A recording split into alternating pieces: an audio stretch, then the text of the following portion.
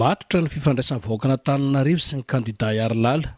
Ny sabotsy farany herinandro lasa teo no niona tetsy amin'ny kianja mitafo Mahamasina ny kandida Larana fa fito amin'ny bilita tokana Ramatoa Iarolala, Ramanatsoa sy ireo solotena parady azy eto Antananarivo renivohitra. Nafana ny fifandraisana ary volo maro be tokoa izy ireo. Hita taratra teny amin'ny endriky ny tsirairay fa samy maniry mafy ny hitondra ny avy ny fanatsarana Antananarivo renivohitra avokoa ny rehetra tonga. Tokana ny kandida tolotry ny Iromara eto Antananarivo dia ny tenako Ramatoa Iarolala Ramanatsoa ary volona tanteraka ny tenako hitondra ny fahaiza-manao ananako entina hitondrana ainga avao sy fampandrosoana ny Antananarivo satria mamiko loatra Antananarivo ka hanaovana voady fa hiarivo tsy maintsy mandroso. Olom-baovao mbola tsy nanao politika manana ny traika efa rehetra amin'ny fitantanana ny tenany hoy Mame Rantason filohan'ny TGV Tana 3 raha sendra tafaresaka taminay ka ho vitany ny ameriny indray ny asan'ity renivohitra gasikara ity.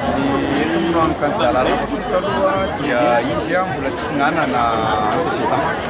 Olona mbola vaovao izy eo amin'ny sehatra politika ary tanarà atao hoe sehatra teo anivon'ny fiarahamonina dia amin'ny sokoa ilay vehivavy. Maro nefa nisy vehivavy tonga teo aloha fa teo aloha efa nisy fifandraisana tamin'izany fa ty vehivavy vaovao hita hoe manana fahavonana sy manana fahavotreana angamba raha nanaraka ny teniny teotsika dia hitantsika hoe mahitsy be ilay fomba fiteny tonga dia mampandrosoana.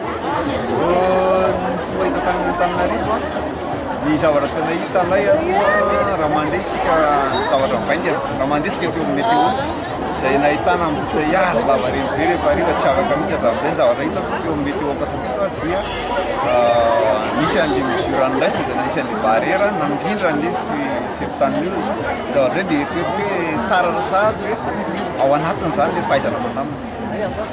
Solom-bavim-bahoaka maro voafidy tamin'ny anaran'ny vovonana Iromara ny tonga nanome voninahitra ity fiaona ity ary mpitarika fikambanana maro, mpanao politika, mpanao fanatanjahantena izay sangany eto amin'ny tanàna sy ny maro samihafa ihany koa ny tonga nanotriny izao fiaonana izao. Dia izao manomboka an'io tsy nijanona intsony ilay ranomasina hitety no boribory tany enina ianao ary araka aminareo rehetrarehetra io. Ho asehontsika ny Antananarivo izy no mendrika ho be ny tanàna, izy no manana viny, izy no meno filora joelona tsodrano anarina izao tanànantsika izao.